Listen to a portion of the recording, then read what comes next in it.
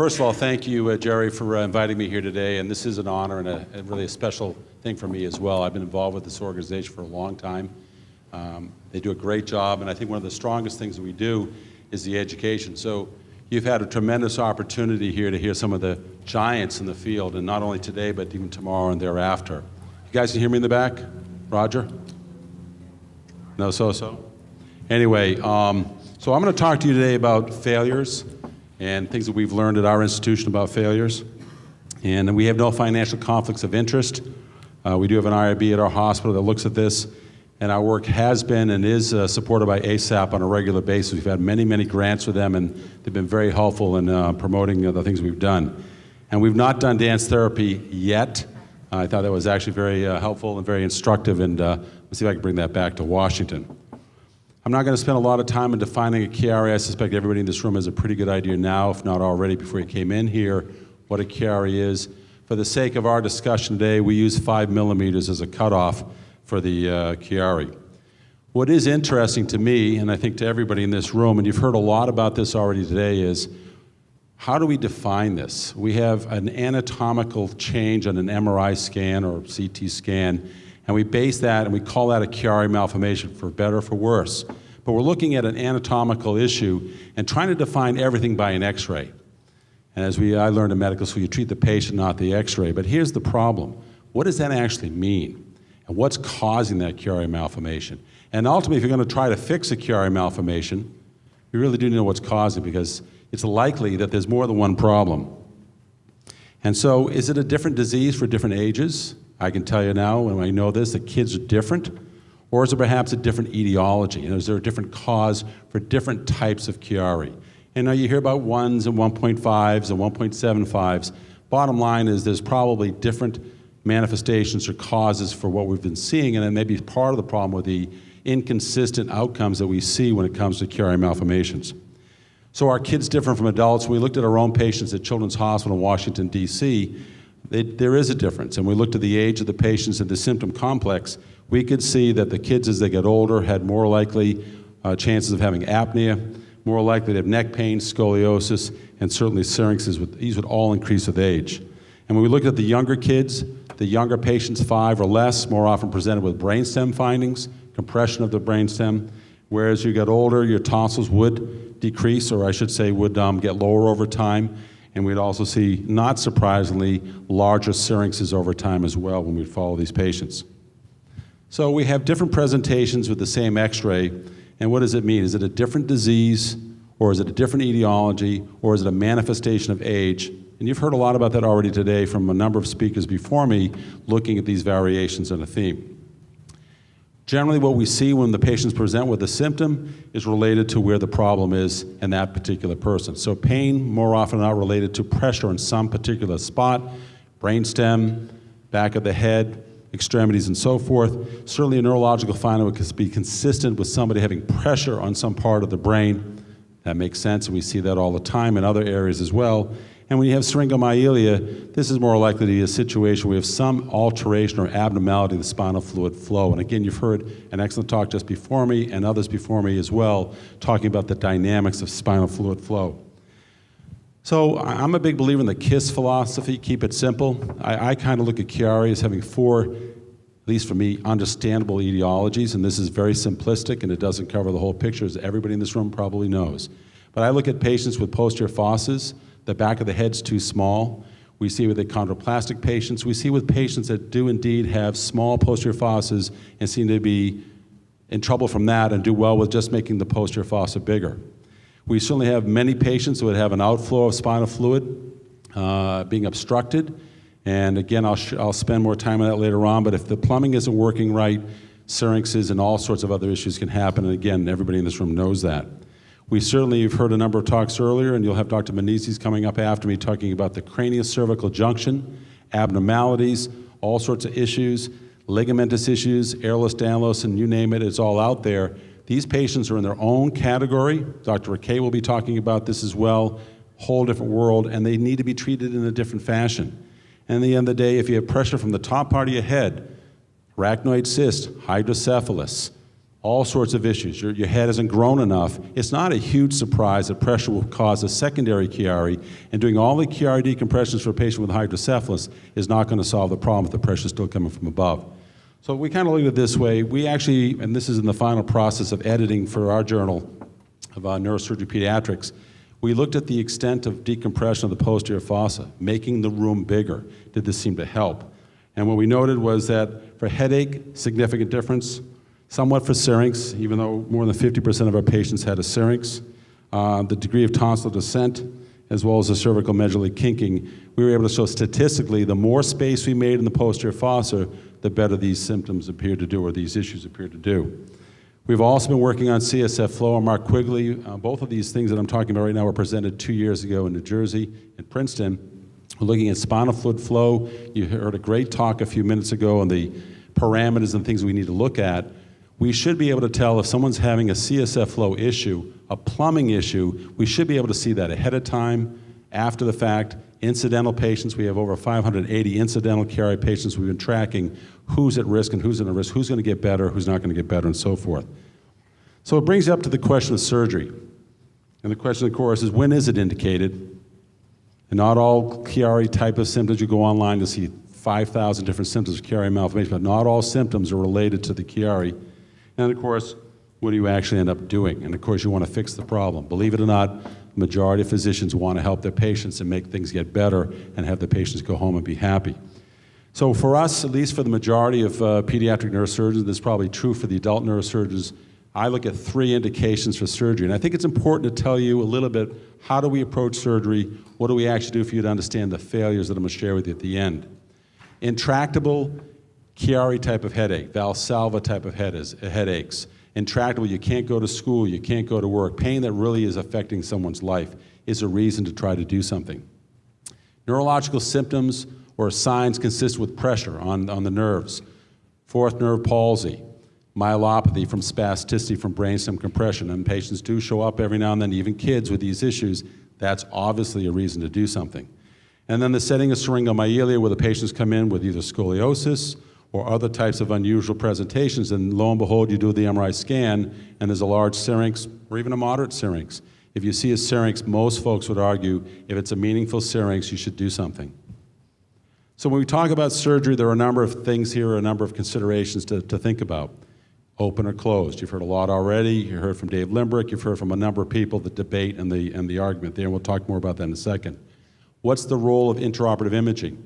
Ultrasound, MRI, and so forth. What about the tonsils? You've heard a little about this. What do you do with those tonsils? Are they really necessary? As Benny Iskander said earlier this morning, they're there for a reason. We just don't know what the reason is. To assume that it's just an extra piece of tissue that doesn't have to be there and cut it out may not be 100% accurate. Duroplasty, the graft, what do you do? We had a debate at lunch about this amongst the neurosurgeons. You could ask everybody in this room, you could probably get a different answer from all of us. And of course, what about fusion? So for a long time, there's been a debate. Do you open or do you open or not open? And meaning open the dura and so forth. What's the problem with opening the dura? You open the dura, you have spinal fluid.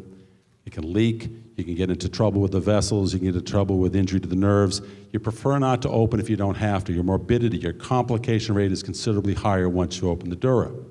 On the other hand, you want to leave the operating room and say to the family and or to the patient's family, it's done, we should be in good shape, we have an 85-90% success rate. So where do you draw the line? As you know, Dr. Limbrick was telling you, the Park Reeves study and other studies, you heard also a little bit from Benny earlier, people are aggressively working in this. We are getting closer to answers after all of these years, so there will be some meaningful, statistically relevant answers to tell you where this is going. Probably like everything else in life, there's different cohorts. There are folks that will do just as well with bone only, and other folks that bone only is not going to solve the problem. So we use the ultrasound of the OR to try to figure out, do we need to open the dura? We'll go into it with a bit of a bias saying it's likely you'll probably have to the dura open, and we'll work with the parents on that. But we use the ultrasound of the OR to figure out, have we done enough decompression with the bone? And I take off the outer layer of the dura. We thin down the dura. There's 2 layers of the dura. Is that adequate? For our patients, roughly 65% of the patients get the dura open, 35% don't. So it's 2/3, 1/3. But we have a number of factors that we look for. And here, this is before the bone is open. This is before we've done any dural work. And here are your tonsils. They're pointed, they're down very low. And here we are in the same case. Tonsils are higher, they're rounder, they're pulsating less, there is more space in the area. We've not opened the dura, and we don't plan on opening the dura because we've accomplished what we wanted to do with making the cisterna magna larger and making there more room. So when we look at the surgical approaches, we can talk about bone only, we can talk about dural decompression. What do you do with the tonsils? Do you resect them? Do you coagulate them? What do you do with the fourth ventricle? Do you put a little tube in them, what we call a stent? And what about the role for fusion? For what it's worth, there are more and more people, and I'll share with you some of the literature in a second, that are doing bone only, but ultimately it comes down to, do you have the right cohort, the right set of patients this is going to work on? So where this used to be extremely controversial, it's less controversial nowadays, but we still need some more science, and we're going to have that in the next few years when Park-Reeves gets the final data and so forth. You've got to figure out the risk versus benefit. Do you really want to open the dura and take a 20-some% risk of a CSF leak? And in this process, you're removing the arch of C1, do an ultrasound, see how it looks. You obviously do one at the beginning. You're removing the back side or the foramen magnum. You don't have to do the whole posterior fossa, as you heard earlier from Sam.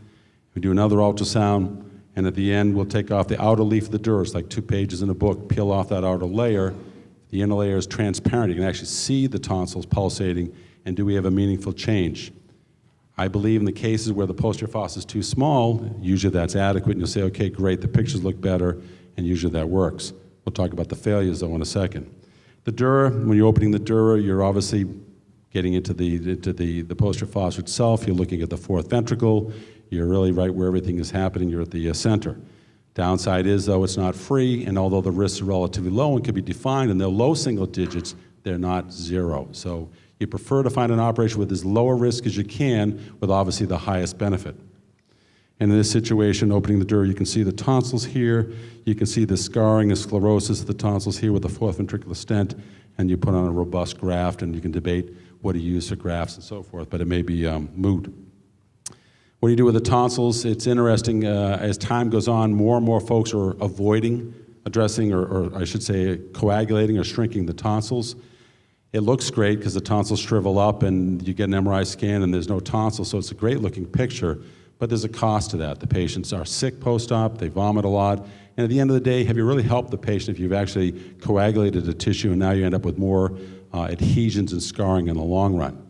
Again, I'm not saying it's wrong, I'm just saying at the end of the day, if you don't have to do any of the tonsils, you may be better off in the long run. We're working on that. You saw Dr. Iskandar's work earlier implying that there was no difference in outcome whether they shrunk the tonsils or left them alone.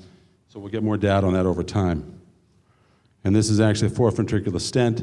If everything's scarred down there, is it really worth taking the risk of dissecting and working around the posterior inferior cerebellar artery and all these very, very high-priced real estate tissues to get fluid out? Sometimes it's safer and simpler just to put a tiny tube in and drain the spinal fluid through the tube.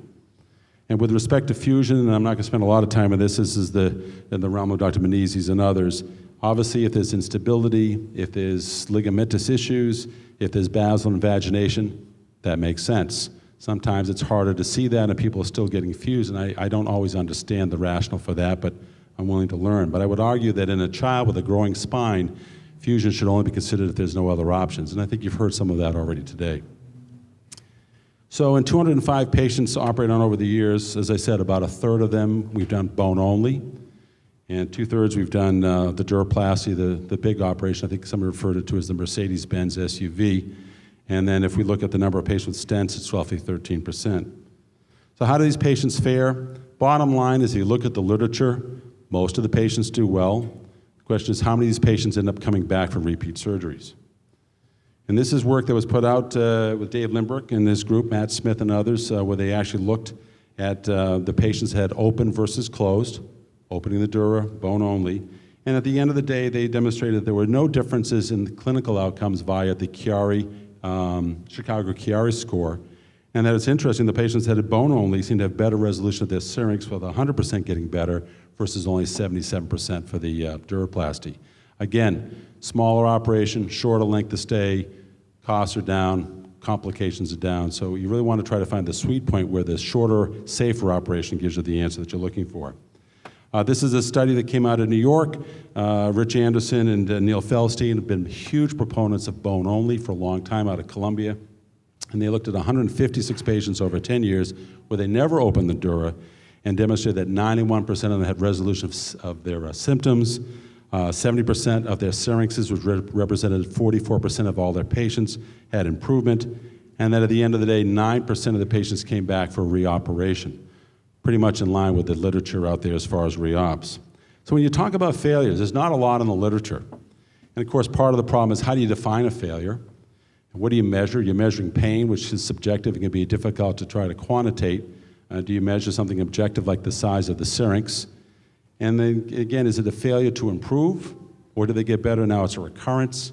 How long do you follow up these patients? Do you follow them for 5 years, 10 years, 20 years, forever? And then again, how do you resolve that? And if you look at reoperation rates, and it's not always out there, it's hard when you look at these papers, not everybody talks about the reop rates. It's roughly 10%, but it can range anywhere from 8 to 30%. So this is actually a paper that was put out by John Heiss a few years back, one of the few brave enough guys to talk about patients that didn't get better, and they looked at 16 patients with persistent syringomyelia, and they came back because of the syringomyelia, and 15 out of the 16 things were better, but what John found, or what the group found, was that most of these patients had adhesions, and whether they were new adhesions or old adhesions, they were blocking spinal fluid flow. So again, a plumbing issue, a CSF flow issue. This is Mike Scott's work in Boston, and Mike Scott had looked over his patients over a 14-year time frame for the Chiaris, and 16 patients had a second operation, 16 out of 100. 9 of these were his own patients for a failure rate of 9% at Boston, but overall, when they looked at their patients, half of these patients had syrinxes that didn't improve, and when they operated on this a second time around, 60% got better, and 41% had symptoms that failed to improve, and when they reoperated, 3/5 of them got better. Now, when they reoperated, they found that a lot of these patients had scarring. They found a lot of the patients with the little kids, the patients under the age of 5, and Dr. Menezes actually had written about that previously when they demonstrated a large number of their younger patients had regrowth of bone and other types of issues. So these were all patients that were a higher risk, but again, when you go back, had the same problem. They hadn't been decompressed adequately, or there was still lots of scar tissue there. So we wanted to see if there was a difference in our failure rate at Children's in DC with patients that had bone only or patients that had duroplasty. And if we could find a difference, were there any factors that predisposed one group more so than another? And we looked at our series of patients from 1996 to 2014, and in this group, we had 195 patients that had surgery. We actually have now almost 600 patients who fall incidentally, so some of these kids that were incidentally found, that were asymptomatic, went on to get into trouble. 7.8% of our kids that show up with an insular carry get into trouble eventually. And we looked at this, as I said, 36% were bone only, and 64% were open duroplasties. 19 of these patients, roughly 10%, came back for a second operation. And the reasons for that were that roughly 3/4 of them had a persistent syrinx. That makes neurosurgeons very nervous because once you get neurological damage from a syrinx, you don't get it back necessarily. And then only 26% of them had persistent symptoms. So most of these kids went back a second time because the syrinxes didn't get smaller, or in some cases actually got larger, and the scoliosis got worse and so forth. The average time between surgeries was close to 3 years, although you can see there's one patient that was as far as 8 years. The average length of follow-up was roughly 4 years, but the longest patient we had was close to almost 18 and change years. So when we compared the two groups, when we looked at the bone-only failure group, 14% of our bone-only patients came back for another operation. When we looked at the patients that had the open duroplasty, the Mercedes SUV, whatever you want to call it, only 7% of those patients had a repeat or a reoperation. Now that sounds to me like the bone-only isn't as successful, and Dave talked about this earlier and so forth, and there's been lots of literature that says if you just do the smaller operation bone-only, they have a higher likelihood of coming back. I would argue for that here, but if you look at the statistics, it's barely significant in this series. Small numbers, I'm not saying it isn't true, I'm just saying you have to look at this statistically. When we looked at the patients with the syrinxes, small syrinxes, whole or quarter giant syrinxes, again, statistically there wasn't a difference, but at the end of the day, the large syrinxes seem to have a problem, and I'll share that with you in a second. So both cohorts were pretty similar as far as demographics, age at the time of surgery, and all that sort of thing. The length of follow-up was similar, and you can see the improvement rate was roughly 2/3 of both groups. And again, a lot of this is based on the size of the syrinx, but certainly there were symptoms as well. But the reoperation rate was barely significant, or I should say barely insignificant if there's such a thing, but the complication rate, 3% for the bone only versus 26% for the other group. Big difference. Length of stay, 2.9 days versus 4.6 days. Here's the difference, and this may be where the problem is. If we look at the size of the syrinxes, you can see here, this is a small syrinx, less than 25% of the diameter of the canal, of the cord. Well, we would call it grade 1. The big, large syrinxes that take up most of the spinal cord that extend from one end of the spine to the other, these are grade 4, what we call a whole cord syrinx. When you look at the bone only, most of these patients did well with the smaller syrinxes. The one group that only had a 30% improvement and a lot of patients that were unchanged was the patients with the very large syrinxes. And I think most neurosurgeons would say to you, if you have a large whole cord syrinx, you need to open the dura, and this is probably reflective of that. And we've learned from that. Even though statistically, when you compare the other group, when you open the dura, the success rate with those large syrinxes is much higher for being improved. Statistically, remember, statistics, and damn lies, you have to be careful, didn't show a significant change, but I would argue when we see a patient with a large whole cord syrinx, and we say to the family, we'll try to do bone only, but we'll see, I'm not very optimistic, and we'll see how the ultrasound looks. We're more aggressive now on doing a duroplasty in those patients than we were probably 5, 6, 10 years ago. So, although there's no difference between the incidence of the whole cord syrinxes for either group, we had 29 versus 33%, so that was roughly equal between the two groups. The whole cord patients appear to do better with the duroplasty, and I think this is something that may be borne out by Dave Limbrick's study and so forth. It is interesting, and you'll hear this mentioned in other places as well, 32% of our patients that had challenges or issues with failure had comorbidities consistent with craniofacial abnormalities. And Mike Scott in his paper talked about 50% of his patients had skull base craniofacial issues as well. So again, there's more to the story than meets the eye.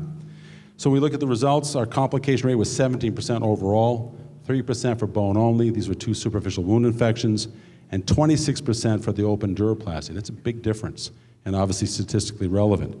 If you take out the pseudomeningoceles, and I consider that a complication. I know a lot of my peers that say that's ridiculous, that's what happens. But when the kids are back in the hospital, when the parents are unhappy and the kids are in pain, you know, that's not a good thing. I consider that a problem. So that's why I put that in. If you take that out, we only have a 10% complication rate, which is probably more in line with the literature. But I think any sort of CSF collection, whether it's leaking or not, it's causing pain or difficulties can be a challenge. Now, when we went back to operating these kids, and I think this is the take-home point here today for the talk, out of the 19 patients, 2 of the 19 had inadequate bone removal. And these are the younger patients, and I absolutely agree. You will see the little kids, when they come back, they can regrow bone. Past 3, 4, or 5 years of age is less likely, but it can happen. And of course, then how much bone was removed, and you can get in that debate. We're not going to do that now, but these are kids with the bone, definitely came back. But here's the key. 17 of the 19 patients, the majority of patients, when you went back, had scarring, extensive scarring, obstructing the flow of the fourth ventricle. Now remember, half these patients are patients that had no bone, had no duroplasty, just the bone. So we were never there before. We didn't add to that. And the other half, and Benny mentioned this earlier, and I don't have the data, had manipulation before. Did we add to it? Did we make it worse? Did we do an inadequate exploration of the fourth ventricle? All valid questions. Did the tonsil shrinkage contribute to this? Was there a little bit of blood behind? All of these are factors. But the bottom line is, when you went back for the failures, they were always obstructed at the fourth ventricle. And in this group, a number of these patients went on to get fourth ventricular stents as well. So just to wrap it up, I'll show you a brief example. This is a 12-year-old boy, comes in with scoliosis at 26 degrees, otherwise a healthy, normal kid neurologically. His MRI shows a large whole cord syrinx and a Chiari 1 malformation. His flow study doesn't look bad. And again, part of the problems with flow studies you heard earlier is we haven't been able to quantify them very well. It's been more of a qualitative assessment. Now that we're doing a better job of quantifying them, everything looks, it's going to be a lot easier. So in this case, this kid has a very large syrinx and a kind of a small tonsillar herniation per se. It's not the biggest Chiari that you've ever seen. Family was very concerned, did not want to do an open operation. They didn't have to. We said, well, let's keep it simple, do the ultrasound. Ultrasound looked pretty good. You're going to say, well, you're biased. You don't want to open the dura. You're afraid to open the dura. Some of that's true, but in all fairness, you know, it looked better. We met a number of our criteria. We said, all right, we're done. And again, you can see the size of the syrinx. There's no mystery here, and it's not the worst looking Chiari. Well, here he is 11 months later. That looks the same to me. 20 months later, and 26 months later, nothing has changed. We've done nothing to improve the syrinx. Scully is getting a little bit worse. That's not a good thing with the parents. They're not happy. He's still asymptomatic, but now everybody's getting more and more worried that we're losing the battle. We have to get ahead of this. So at this point, we went ahead and did the classical open the dura, put a dural patch on, and lo and behold, lots of adhesions. And it was like, wow, we should have done this the first time. This is terrible looking. No wonder he's fluid being pushed down his central canal and so forth. And fortunately, he did well, and he was home in 3 days with minimal pain and looked great. And this is, you've seen these slides or slides like this, removing the bone. He had a lot of scar tissue in here. When we went inside, you can see lots of adhesions, miserable looking. Mind you, we've never been inside here before. This is all from him. And at the end of this, he ended up with a fourth ventricular stent. I thought it was safer and it would give him a better shot of avoiding problems in the long run, got patched and so forth. And here he is here, 26 degrees pre-op, big syrinx, 6 months, a bit smaller. Here we are 18 months later, and you heard earlier, they can take time sometimes, and his Scully's down to 16 degrees. So to conclude, we didn't see any significant, keyword significant, difference in the failure rates between the bone only and the duroplasty when we were looking at our patients in retrospect. But when we went back and looked at the failures, the most common cause for failure was scarring at the fourth ventricular outflow in over 90% of them. And we saw it in both series, the kids that had just the bone and the kids that had, obviously, the open duroplasty. Our complication rates are significantly higher once you open the dura. That's fairly straightforward. It's not difficult to understand. Certainly the patients with the whole accord syrinxes, the big giant syrinxes that you see pictures of all the time, there's certainly evidence to support that they're going to do better with a bigger operation, opening the dura and obviously assessing the outflow of the fourth ventricle. I think the bottom line is, if you can figure out ahead of time what's the etiology, what's driving the wagon. If the posterior fossa is too small, we're working on finding ways to try to assess whether through a norm what's the right size for the right patient. Then you make the posterior fossa bigger, you do a bone-only operation, simple, safe, and so forth. If there's issues with the outflow of CSF, scar tissue, so forth, and you have a large syrinx, you're going to need to get in there and open it up, clean it up, maybe put a stent in, maybe not. If the patient's having issues with EDS, airless downloads, and things of that nature, bowels and vagination, clearly have instability of the craniocervical junction. You're going to hear a lot about that from one of the giants in the world in a few minutes. They're going to need the big job. They're going to need to be decompressed and fused. And I think, again, if there's issues from above, and the 800-pound gorilla is occult hydrocephalus or idiopathic intracranial hypertension, that may be the problem. You need to fix that rather than trying to fix the X-ray finding. So we're working on trying to come up with better ways of measuring CSF flow. We're trying to figure out what's a normal posterior fossa volume for a 5-year-old. And I think we're now working on and have come a long ways and come up with a rapid, accurate way of measuring the volume of a syrinx in a couple of minutes rather than 40 minutes that it normally takes, and that will be able to help us. So you look at this, and this may be more for the surgeons. What's the right approach? Obviously, there's a decent-sized syrinx. It's not the worst-looking Chiari you've ever seen, but there's certainly a Chiari there. Same situation here. Not a huge Chiari. We do have some tonsil herniation, but we do have a legitimate syrinx. What's the right approach? This patient's going to have outflow obstruction of the fourth ventricle.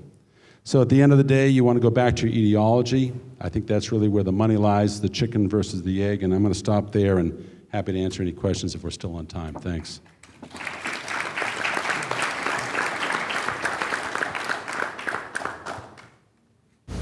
Before you get started, Bob, just describe what a fourth ventricular stent is to us. What are you stenting and when would you do that?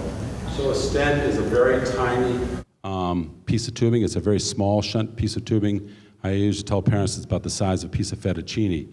People can relate to that. But it's very tiny, and what happens is you can open that space up. The fourth ventricle is where the spinal fluid's coming out. It needs to get out of the brain. It needs to circulate around the brain stem, around the rest of the brain, down the spinal cord. There's a choke point there. And whether that fluid can't go down, can't go where it normally goes, it gets pushed down the central canal, the spinal cord. Dr. Heiss has done many years of this research, has done some beautiful work. You'll be hearing from John later. If that's blocked, you want to make it unblocked. Sometimes that's easy, sometimes it's not easy. In situations where there's tons of scar tissue, or the danger in taking that scar tissue down is high because of the arteries that are there or other tissues, it's sometimes safer and simpler to put a little tiny tube up into the fourth ventricle and then divert, get around that choke point and have the fluid draining out further down the spinal cord, and they obviate whatever's blocking the fluid there. It's 10-12% of our patients. It's not something we routinely do. It's another step. It's obviously more work, but for some patients, it sometimes solves the problem. Yes, ma'am. Is there any non-invasive way with the new imaging to see like the webbing or whatnot for the part? Well, I was told by this young gentleman coming up here, Dr. Menezes, who's seen and done more posterior fossa work than anybody on the planet, that, Bob, if you look carefully, you can see it. And I've started looking very carefully, and I have seen it a couple of times. There are sometimes in a high, 3 Tesla magnet or a really good study, you can sometimes see things, and then it's easy to show that to the parents, and then you confirm that in the OR. But I would say that it's not an easy thing to do, nor is it 100%, but I'd love to hear what Arnold has to say about that. But I think as the radiology gets better, we'll be able to see more and more of that. But it's never a surprise when you get in there. Great. We'll talk more in a little bit. Thanks a lot.